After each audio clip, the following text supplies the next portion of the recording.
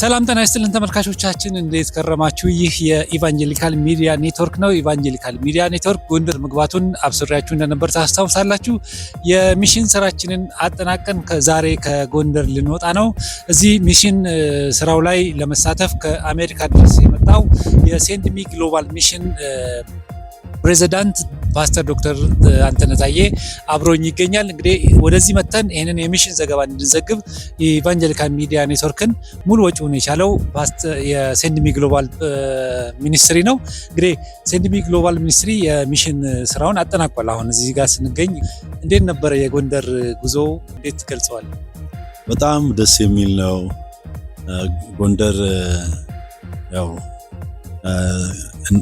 እናት ጎንደር አይደለም የምትባለው ጎንደር እና የብዙ ነገር መገኛ ነው እና ብዙ የምትወደው ሀገር ነው። ውብ የሆነ ሀገር፣ ውብ የሆነ ህዝብ፣ ባህሉ በጣም ደስ የሚል ማራኪ የሆነ ህዝብ ነው እና በዛ መካከል መተን ደግሞ ይሄንን እግዚአብሔር ይሄንን የወንጌል ዕድል ሰጥቶን በዚህ ምድር መገኘታችን እኔ በጣም ደስ ነው የተሰኘው። በጣም ደስ ብሎኛል እና እግዚአብሔር የተመሰገነ ይሁን።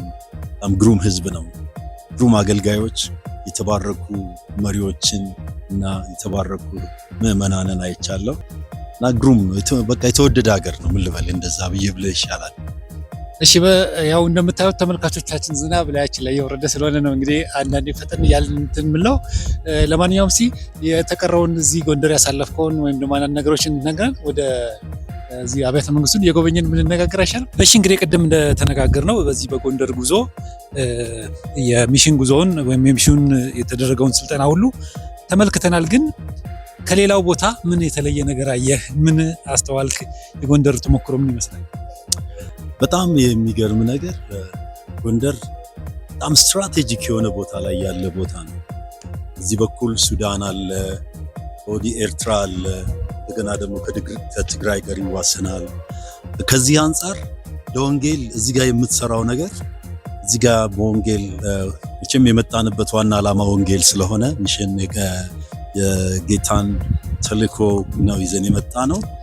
ከዚህ አንጻር በጣም ስትራቴጂ እዚህ ጋር የምንሰራው ስራ ወደ ብዙ ቦታ ላይ መላክ የሚቻል በተለይ ወንጌላውያን አብያተ ክርስቲያናት እዚህ አካባቢ ያለው ላይ ስራ ላይ በጣም ፎከስ ቢያደርጉ ብዙ ስራ መስራት ይቻላል። ብዙ እድል አለ። አንድ የተመለከትኩት ነገር ይሄ ነው። በተረፈ ደግሞ መሪዎቹ በጣም የተባረኩ መሪዎች ናቸው። የተሰጡ ክርስቲያኖች፣ ጌታን የሚወዱ በተለያየ ፈተና ውስጥ ያለፉ ናቸውና ለወንጌል ያላቸው ልብ፣ ለእግዚአብሔር ወንጌል ያላቸው ፍቅር የሚገርም ነው።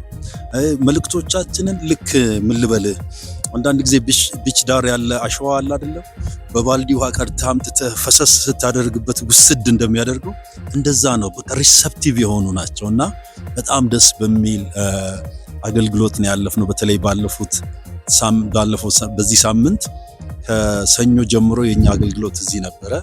በጸሎትም በወንጌል ስርጭትም ስልጠና እንደገና ደግሞ በመሪዎች ስልጠና በጣም የሚደንቅ ጊዜ ነው ያሳለፍነውና ግሩም ጊዜ ነበር የነበረ። እንግዲህ እዚህ በነበረው ቆይታ እኔ እንዳስተዋልኩት ነገር ምንድነው ይሄ አካባቢ በጣም ሃይማኖት አክራሪ በመሆኑ ወንጌል እንደልባቸው እንዳይሰሩ ተግዳሮት እንደሆነባቸው ተናግሯል። ግን የእናንተ ስልጠና እንደዚህ አይነት ነገር የተለመደ አይደለም፣ ብዙዎቹ ወደኛ አይመጡም።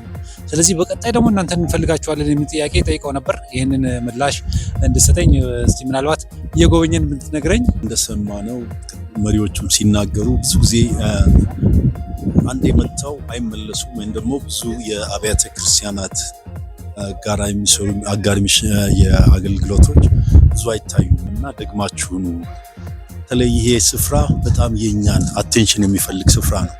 ሌላን አብያተ ክርስቲያናትም እኛም በቀጣይነት በዚህ አካባቢ በጣም ሰፊ ትኩረት አድርገን የምንሰራበት ቦታ ነው።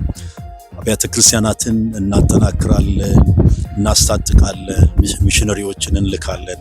ይሄ የመጀመሪያ የመግቢያችን ነው። አሁን በጸሎት ጀምረናል። ትልቅ የጸሎት ስልጠና ተሰጥቷል። ጸሎት ህብረት ተቋቁሟል። ቀጣይ ጸሎት ይደረጋል። ይሄ ሚሽን በዚህ አካባቢ የወንጌል እሳት እንዲነድ ከዛም በኋላ ደግሞ የወንጌል ስርጭቱን ጀመርን። ትሬኒንጉን ወሰዱ። ስርጭቱ በዚህ ከተማ ላይ ተጀመረ። በቀጣይነት የሚሄድ ነው። እንደገና ደግሞ መሪዎች ደግሞ የሚሽን አስተሳሰብና ግንዛቤያቸው ካለው በላይ ከፍ እንዲል ይሄ ጊዜ እግዚአብሔር አምላክ የሚሰራበት ጊዜ ስለሆነ ሁሉም በሚደንቅ ሁኔታ ነው ያንን ነገር ያዩትና የተቀበሉት። ስለዚህ ከዚህ በኋላ ተከታታይ መተን ምንድነው የምናደርገው? እዚህ ጋር የነደደውን ድሮም የነደደውን አሁንም እየነደደ ያለውን እሳት ሁላችን መተን ይህንን እሳት እንቆሰቁሰዋለን ማለት ነው። ሚሽነሪዎችን እናሰለጥናለን፣ እንልካለን። በተለያዩ ስፍራዎች የወንጌል ስራ ይሰራል። ምንም ይሄ ሬዚስት የሚያደርግ ኤሪያ ነው የሚባልም በወንጌል የማይሰበር ነገር የለም።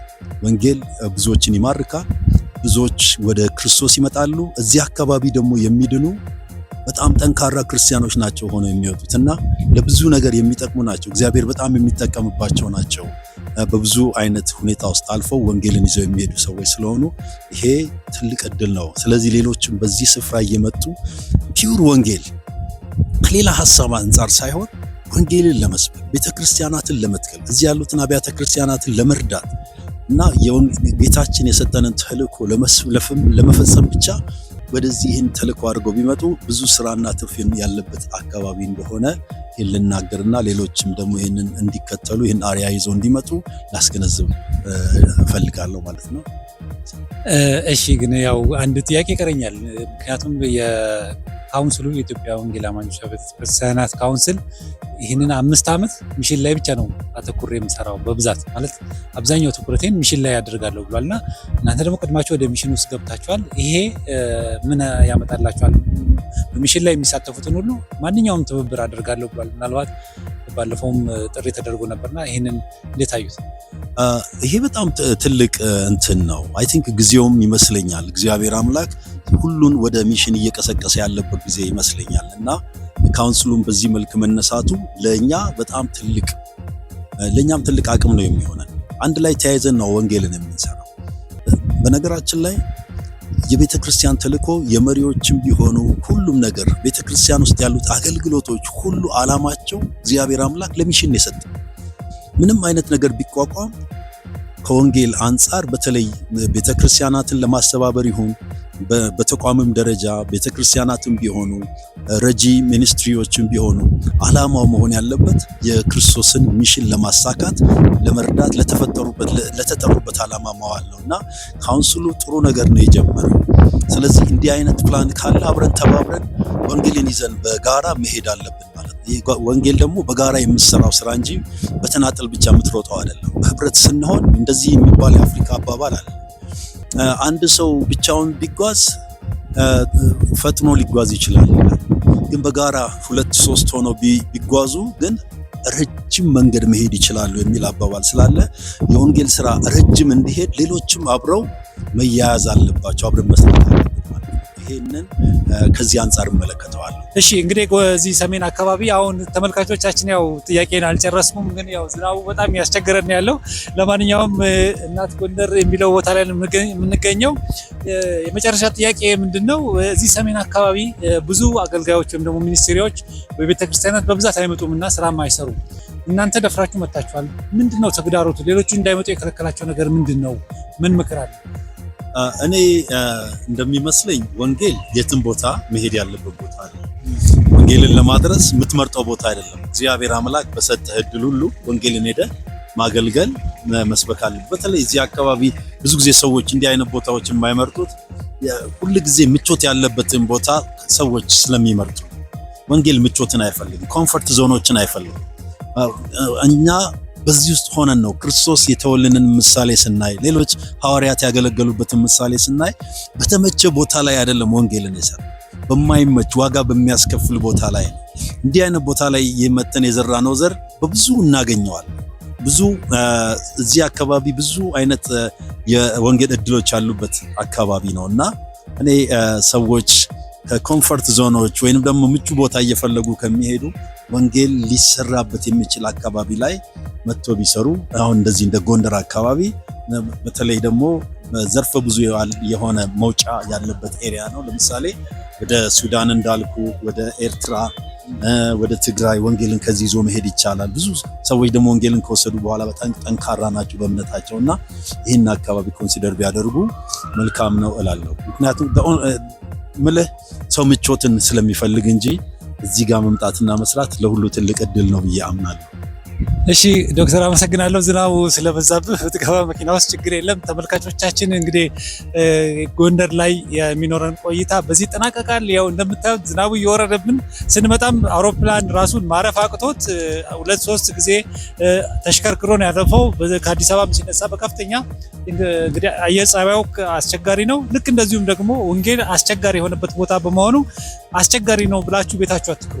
ለማንኛውም እዚህ ትልቅ የወንጌል እርሻ ስላለ ይሄንን እርሻ መታችሁ እንድትሰሩ ህዝብ የበዛበት ቦታ ብቻ ሳይሆን ዶክተር አንተነህ ታዬ እንደተናገረው እዚህ ወንጌል ያልተሰማበት ቦታ መታችሁ ወንጌል እንድሰሩ አደራ እንላለን። ይህ ኢቫንጀሊካል ሚዲያ ኔትወርክ ነው። ኢቫንጀሊካል ሚዲያ ኔትወርክ ከጎንደር ከተማ ነው የምናስተላልፍላችሁ። የኢቫንጀሊካል ሚዲያ ኔትወርክ ዝግጅቶች ይቀጥላሉ። የጎንደር ቆይታችን ግን በዚህ ይጠናቀቃል። ተስፋዬ ካሳሁን ነኝ። መልካም ጊዜ።